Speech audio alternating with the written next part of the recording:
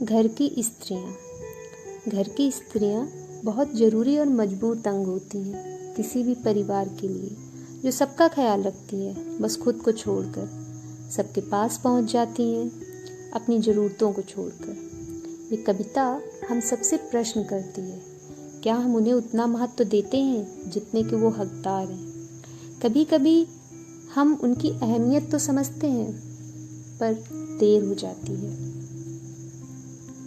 क्यों तुम किसी को नहीं दिखाई दी? क्यों तुम्हारी मुस्कान कभी आँखों के कोरों तक नहीं पहुँची? क्यों तुम्हारे मन की टीस किसी को नहीं सुनाई दी? क्यों तुम किसी को नहीं दिखाई दी? तुम हमेशा और हमेशा सबकी फिक्र में घुलती, पहुँच जाती हो सबकी ज़रूरतों के अनुसार।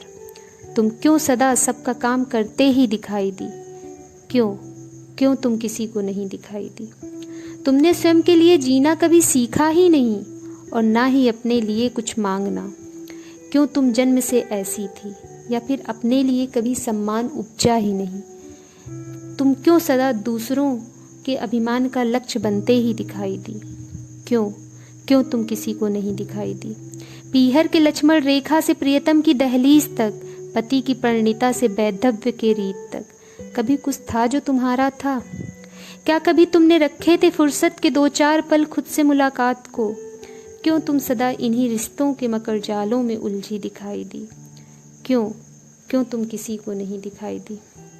फटकार को दुलार समझकर हर बार टाल देना, और अपमान की वेदना पर और काम संभाल लेना। क्यों तुमने प्रारब्ध रच रखा था अपना, हर बार सब कुछ चुपचाप सह लेना। वर्षों से तुम्हें बीमार होते नहीं देखा, क्यों तुम सदा दूसरों की तीमारदारी करते ही दिखाई दी? क्यों तुम किसी को नहीं दिखाई दी? पर आज जब तुम्हें बांस की फट्टियों में आंखें मूंदे लेटे देखा, रंगों से छटकर सफ़ेद साड़ी में सारा जीवन तुम्हारा उतरते देखा।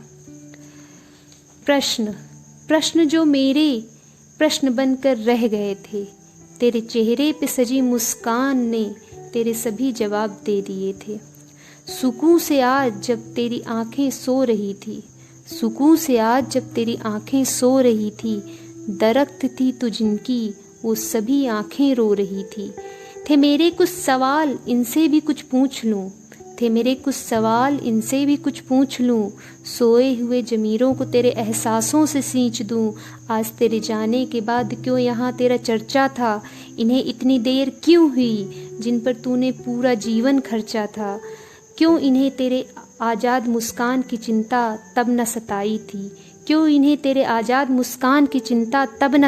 थी? जब तक थी तुम, क्यों तुम किसी को नज़र नहीं आई थी?